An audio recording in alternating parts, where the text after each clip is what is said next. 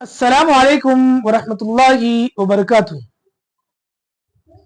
फलदार की ही नसीब में है पत्थर की चोट, अगर जख्म सहना नहीं जानते तो यूं ही बेसमर रहो। किसी ने क्या ही खूब कहा है कि तनकीद करने वाले आपको पानी पर चलता हुआ भी देखें तब भी आपकी करामत का एतराफ व इकरार ना करेंगे, बल्कि ये कहेंगे कि इसको तैरना नहीं आता इसलिए पानी पर चल रहा है।